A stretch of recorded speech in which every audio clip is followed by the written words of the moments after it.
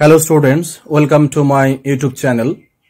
আমরা আজকের তরু দত্তের আওয়ার ক্যাজুয়াল ট্রি এই কবিতাটির অবশিষ্ট যে লাইনগুলো বাকি রয়েছে আমরা সেগুলো আলোচনা করব। ইতিমধ্যে আমরা পার্ট 1 ভিডিওতে এই কবিতা সম্পর্কে আমরা একটা ইন্ট্রোডাকশন ভিডিও দিয়েছি। পার্ট 2 ভিডিওতে আমরা এই কবিতার 1 থেকে 22 পর্যন্ত লাইন আমরা আলোচনা করেছি। এই ভিডিওতে আমরা বাকি এই কবিতার যে লাইনগুলো রয়েছে সেগুলো আমরা আলোচনা করব।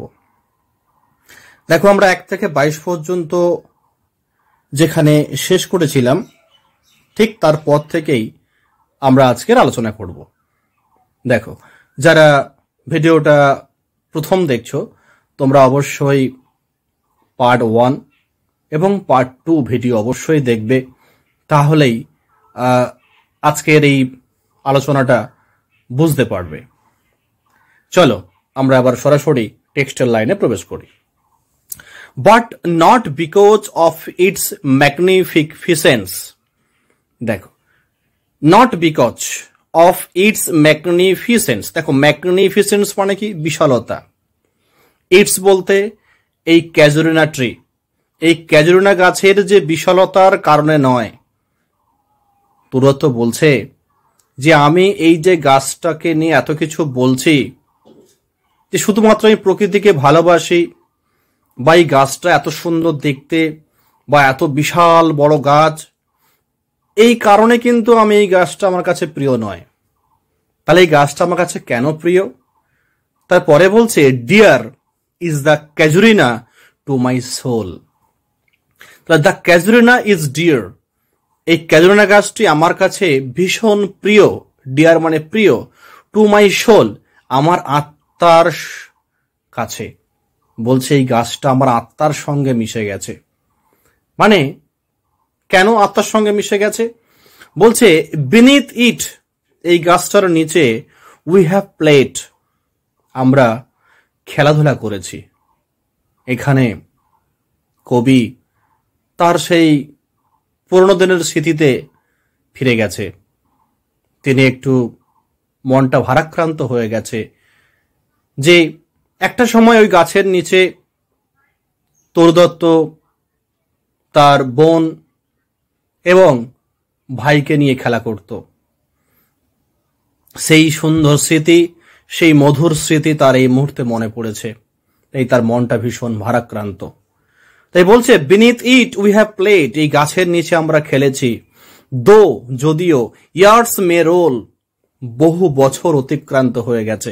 ইয়ার্স মানে বহু বছর, মে রোল, রোল মানে হচ্ছে বহু বছর অতিক্রান্ত হয়ে গেছে।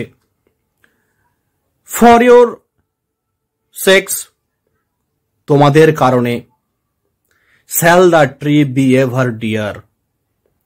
ইয়োর বলতে কারা? বলছে তার সেই ভাই বোনের জন্য। বলছে তোমাদের জন্য এই গাছটা আমার কাছে সারা জীবন প্রিয় হয়ে থাকবে। The tree shall be ever dear, ever মানে সারা জীবন, ডিয়ার মানে প্রিয়। অর্থাৎ এই গাছটা আমার আত্মার সঙ্গে মিশে গেছে শুধুমাত্র তোমাদের জন্য, তোমাদের স্মৃতির জন্য। Blend with your images. দেখো, ব্লেন্ড মানে হচ্ছে মিশে যাওয়া। উইথ ইউর ইমেজেস, এখানে ইমেজ বলতে স্মৃতি। তার ভাই বোনের কথা তার মনে পড়ছে, তাই বলছে তার ভাই বোনেদের স্মৃতির সঙ্গে এই গাছটা আমার হৃদয়ের সঙ্গে মিশে গেছে। ইট shall arise in memory. Arise মানে জাগ্রত থাকবে, জাগ্রত হওয়া। ইট শ্যাল অ্যারাইজ ইন মেমোরি, আমার স্মৃতিতে এই গাছটি সারা জীবন জাগ্রত অবস্থায় থাকবে। শুধুমাত্র তোমাদের স্মৃতি জড়িয়ে আছে এই গাছটির সঙ্গে। তাই till hot tears blind mine eyes. Till যতক্ষণ পর্যন্ত, হট টিয়ার্স, দেখো এখানে হট টিয়ার্স বলতে উষ্ণ অশ্রু। ব্লাইন্ড মানে কি? ব্লাইন্ড মানে অন্ধ করে দেওয়া, এখানে ঢেকে দেওয়া। মাইন আইজ, আমার চোখ। মানে এখানে কবি তার হারিয়ে যাওয়া ভাই বোনেদের কথা তার মনে পড়ছে, তাই তাদের কথা মনে পড়ায় তার চোখে জল এসে গেছে। তাই বলছে যে উষ্ণ অশ্রু আমার চোখে ঢাকিয়ে দিয়েছে, আমার চোখে একেবারে কি করে দিয়েছে, আমার চোখে একেবারে মানে ভরে উঠেছে উষ্ণ গরম জল, চোখ থেকে জল পড়ছে, সেই জল যেন চোখে ভর্তি হয়ে গেছে। তাই বলছে ব্লাইন্ড করে দিয়েছে, আমাকে ঝাপসা করে দিয়েছে, অন্ধ করে দিয়েছে। ঠিক তারপরে বলছে হোয়াট ইজ দ্যাট ডার্চ। এখানে দেখো ডার্চ বলতে শোকগাথা। বলছে ওই যে শোকগাথা, লাইক মারমার, মারমার মানে হচ্ছে মৃদু গুঞ্জন। তাহলে ডার্চ লাইক মারমার, ওই মৃদু গুঞ্জন এর মতো যে শোকগাথাটা কি, মানে কবি বলছে একটা গুঞ্জন শুনতে পাচ্ছে কবি এখানে। দ্যাট আই হিয়ার, যে গুঞ্জনটা আমি শুনতে পাই। বলছে আমি যে গুঞ্জনটা শুনতে পাচ্ছি ওটা কিসের আওয়াজ, কিসের গুঞ্জন, এবং সেই গুঞ্জনটা শুনে মনে হচ্ছে যেন কেউ শোক প্রকাশ করছে, কেউ কান্নাকাটি করছে, কেউ আক্ষেপ করছে। তাই বলছে ডার্চ, ডার্চ মিনস শোকগাথা। ডার্চ লাইক মারমার, শোকগাথার মতো গুঞ্জন যেটা আমি শুনতে পাচ্ছি ওটা কি। এবারে কবি সেই গুঞ্জনটাকে তুলনা করছে, কম্পেয়ার করছে। Like the sea breaking on a single beach, যেমন সি সমুদ্র, ব্রেকিং আছড়ে পড়ে, অন আ সিঙ্গল বিচ। দেখো সিঙ্গল বিচ মানে হচ্ছে নুড়ি পাথরে ভরা সমুদ্র সৈকত, এমন একটা সমুদ্র সৈকত যেখানে প্রচুর নুড়ি পাথর পড়ে আছে।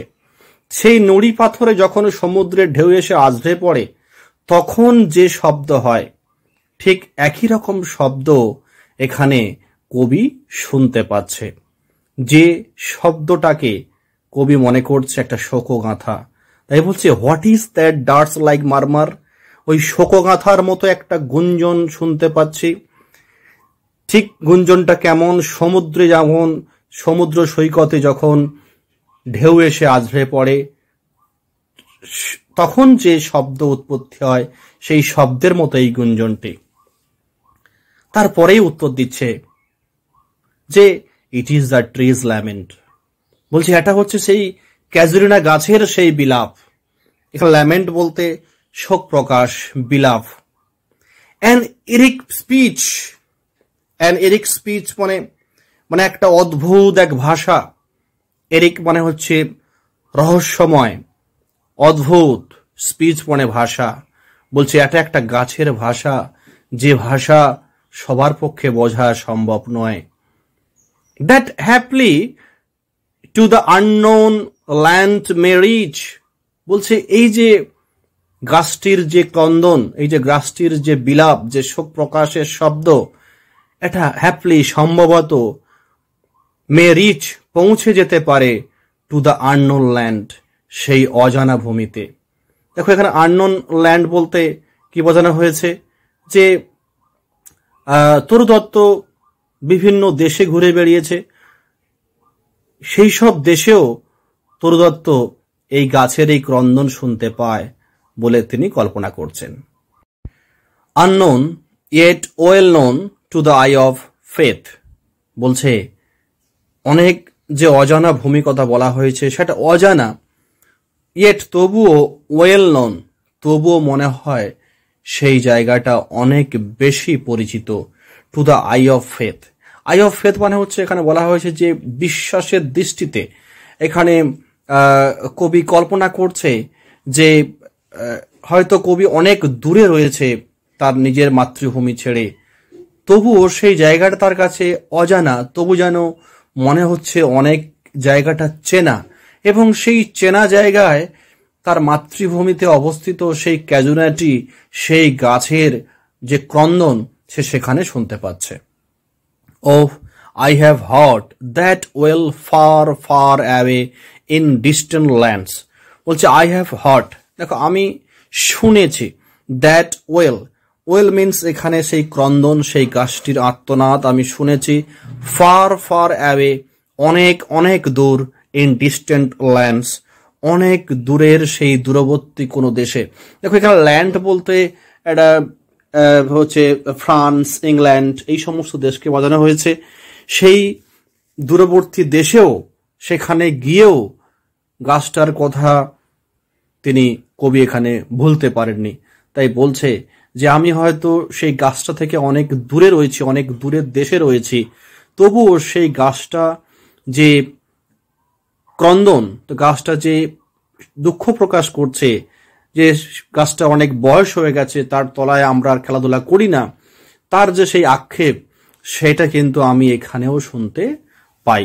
তাছাড়া তার যে গাছটা তার যে প্রিয়জনদেরকে হারিয়েছে, অর্থাৎ তরুণ বলতে চাইছে তার নিজের ভাই বোন যারা ওখানে খেলাধুলা করত, সেই ভাই বোন যেন সেই গাছটার আপন হয়ে গিয়েছিল, তাই তাদের মৃত্যুটা সেই গাছটা হয়তো সহ্য করতে পারেনি, তাই তাদের জন্য সে বিলাপ করছে। আর তার বিলাপটা তরুদত্ত অন্য কোনো দেশে থেকেও শুনতে পাচ্ছে। বাই মেনি আ শেল্টার্ড বে, বাই মেনি আ শেল্টার্ড বে মানে হচ্ছে অনেক সুরক্ষিত উপসাগর। শেল্টার্ড মিনস হচ্ছে সুরক্ষিত, বে মানে উপসাগর। অনেক সুরক্ষিত উপসাগরেও এই শব্দ তিনি শুনতে পান।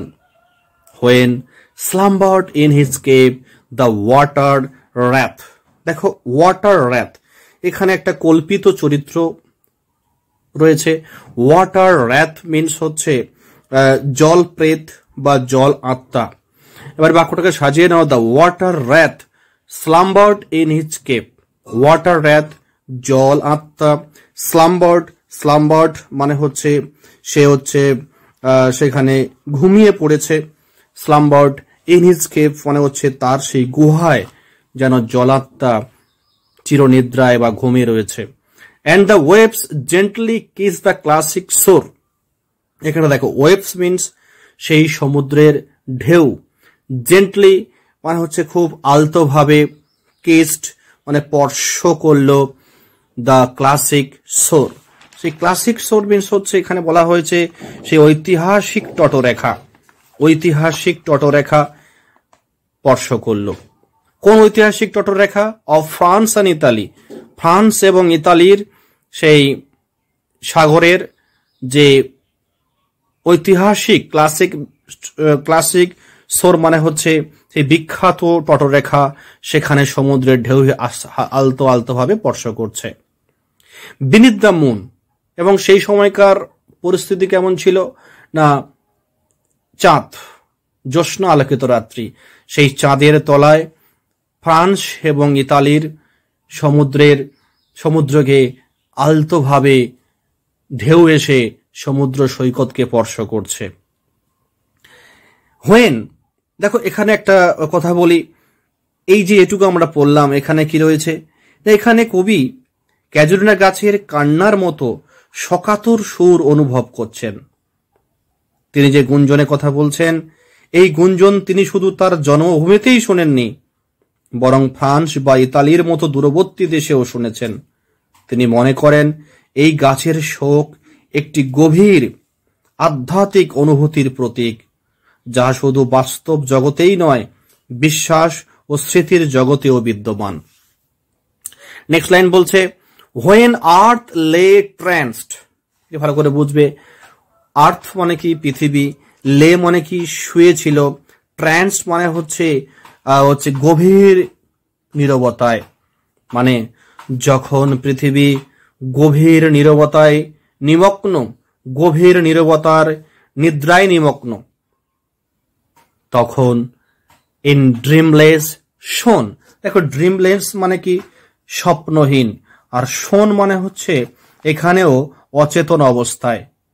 তাহলে এখানে শোন মিনস অচেতন অবস্থা। বলছে যে পৃথিবী যখন স্বপ্নহীন অচেতন অবস্থায় গভীর নীরবতায় নিদ্রায় নিমগ্ন। লাইনটা আবার ভোজো, আর্থ মানে পৃথিবী, লে মানে শায়িত, ট্রান্স মানে হচ্ছে নিমগ্ন, নিদ্রায় নিমগ্ন, ইন ড্রিমলেস শোন, ড্রিমলেস মানে স্বপ্নহীন, মানে স্বপ্ন দেখছে না, শোন মানে হচ্ছে অচেতন অবস্থায়, স্বপ্নহীন অচেতন অবস্থায় যখন পৃথিবী গভীর নিদ্রায় শায়িত। And every time the music rose. দেখো এভরি টাইম সব সময়, দ্য মিউজিক রোজ সেই সুর সুর হচ্ছে কি না, সেই সুরটা উঠে আসে, উদিত হয়। রোজ মানে হচ্ছে উঠে আসা, মানে শোনা যায়। অ্যাকচুয়ালি বলতে চাইছে যে সব সময় পৃথিবী যখন ঘুমিয়ে পড়ে, সবাই যখন গভীর নিদ্রায় চলে যায়, পশু পাখি গাছপালা সবাই যখন ঘুমিয়ে পড়ে, তখনও বলছে আমি শুনতে পাই সেই সুর, সেই গাছটার সুর আমি শুনতে পাই। Before mine inner vision rose a form sublime. দেখো, মাই ইনার ভিশন মানে কি? অন্তর্দৃষ্টি, মনের চক্ষু। বলছে যখন আমার মনের চক্ষু বা অন্তর্দৃষ্টি, রোজ আ ফর্ম সাপ্লাইম। দেখো, সাপ্লাইম মানে হচ্ছে এক হচ্ছে মহিমান্বিত, তাকে আমরা বলতে পারি এখানে। তা mine inner vision rose a form sublime, বলছে আমার অন্তর্দৃষ্টি একটা মহিমান্বিত রূপ ধারণ করে। দাই ফ্রম, তোমার সেই রূপ, ও ট্রি। এবার পুরোপুরি গাছটাকে উল্লেখ করে বলছে, ক্যাজুরিনা গাছকে বলছে, ও ট্রি, তোমার রূপ, তোমার যে মহিমা, as in my happy prime. দেখো, as in my happy prime, happy prime মানে সুখের যৌবন, সুখের যৌবনে বা আনন্দের দিনে। বলছে আমার সেই আনন্দের দিনে তোমার সেই রূপ, তোমার সেই মহিমা আমার অন্তর্দৃষ্টিতে এখনো ভেসে ওঠে। আই স দি, আমি তোমাকে দেখেছিলাম, in my own loved native clime. আমার ওন মানে কি? নিজের, লাভড প্রিয়, নেটিভ ক্লাইম মানে হচ্ছে নিজ দেশে। মানে তার মানে এই লাইনটা দিয়েই তরুদত্ত বুঝিয়ে দিয়েছে যে যখন তিনি কবিতা লিখছেন তখন তিনি দেশের বাইরে ছিলেন, তিনি কিন্তু আমাদের দেশে ছিলেন না, তার নিজের দেশে ছিলেন না। তাই বলছে আই স দি, আমি তোমাকে দেখেছিলাম। এখানে দি বলতে ক্যাজুয়ালিটিকে বলা হয়েছে। আমি তোমাকে দেখেছিলাম আমার সেই নিজের প্রিয় নেটিভ ক্লাইম মানে হচ্ছে এখানে বলা হয়েছে যে নিজ দেশ। Therefore I fain would consecrate a lay.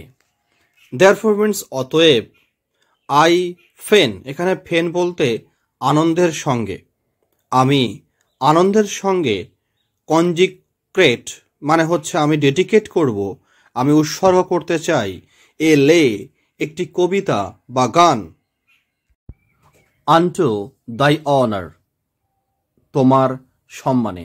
এখানে তোমার সম্মানে বলতে এখানে সেই ক্যাজুরিনা গাছটিকে বোঝানো হয়েছে। এখানে তরুদত্ত বলছে যে এই গাছটির সম্মানে বা এই গাছটাকে চিরস্মরণীয় করে রাখার জন্য আমি একটি কবিতা উৎসর্গ করতে চাই। ট্রি বলতে এখানে সেই ক্যাজুরিনাটিকে উল্লেখ করা হয়েছে। বিলাভেট অফ দোজ, দেখো বিলাভেট মানে হচ্ছে এখানে প্রিয়, অফ দোজ মানে তাদের কাছে খুবই প্রিয় এই গাছটি, যারা হু নাও ইন ব্লেসেড স্লিপ, যারা এখন চিরনিদ্রায় শায়িত। দেখো, ব্লেসেড স্লিপ মানে হচ্ছে এখানে মৃত্যুকে উল্লেখ করা হয়েছে। তাই যারা চিরনিদ্রায় শায়িত রয়েছে, ফর অ রিপোজ, অ মিনস চিরকাল, রিপোজ মানে বিশ্রাম, যারা চিরবিশ্রামের জন্য চিরনিদ্রায় শায়িত, তাদের কাছে এই গাছটি ছিল ভীষণ প্রিয়। তাহলে এখানে কারা চিরনিদ্রায় শায়িত আছে? এখানে তরুদত্ত তার নিজের ভাই এবং বোনের কথা বলেছে। এই তার ভাই এবং বোনের কাছে এই ক্যাজুরিনা ট্রিটা ছিল ভীষণ প্রিয়, তাই তাদের প্রিয় গাছ ক্যাজুরিনাটি, সেই গাছটিকে স্মরণীয় করে রাখার জন্য এখানে তরুদত্ত বলছে আমি একটি কবিতা লিখব বা গান লিখব এই গাছটিকে স্মরণীয় করে রাখার জন্য। Dearer than life to me, alas were they. এগুলোকে সাজিয়ে নাও, they were dearer than life to me. They বলতে তার সেই ভাই বোন যারা চিরনিদ্রায় শায়িত, ডিয়ারার তারা ছিল ভীষণ প্রিয়, দেন লাইফ টু মি আমার কাছে, আমার জীবনের থেকেও তারা ছিল অনেক বেশি প্রিয়। Must thou be numbered when my days are done. দেখো, মেস্ট মিনস মাস্ট, দাও মানে you must be numbered means এখানে অন্তর্ভুক্ত করা, তোমাকে অবশ্যই করে, মাস্ট বি নাম্বার্ড তোমাকে অবশ্যই করে অন্তর্ভুক্ত করা হবে। হোয়েন মাই ডেজ আর ডান, যখন আমার দিনগুলো শেষ হয়ে যাবে। এখানে কবি বলতে চাইছেন যখন তরু দত্তের মৃত্যু হবে তখন এই ক্যাজুয়ালিটিকে অন্তর্ভুক্ত করা হবে উইথ ডেথলেস ট্রিজ। কোন গাছের সাথে? না সেই মৃত্যুঞ্জয়ী গাছ, লাইক দোজ ইন বরোডেল। বরোডেল ইংল্যান্ডের একটি জায়গা। সেই বরোডেলে কিছু ওক গাছ রয়েছে। সেই গাছগুলো কালজয়ী, মৃত্যুঞ্জয়ী।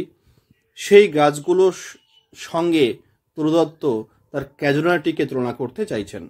বলছে আমি আর যখন মৃত্যু হয়ে যাবে তারপরে এই ক্যাজুয়ালিটিটাকে একই রকমভাবে স্মরণ করা হবে যেমনভাবে স্মরণ করা হয় বরোডেলের সেই মৃত্যুঞ্জয়ী কালজয়ী সেই গাছগুলোকে।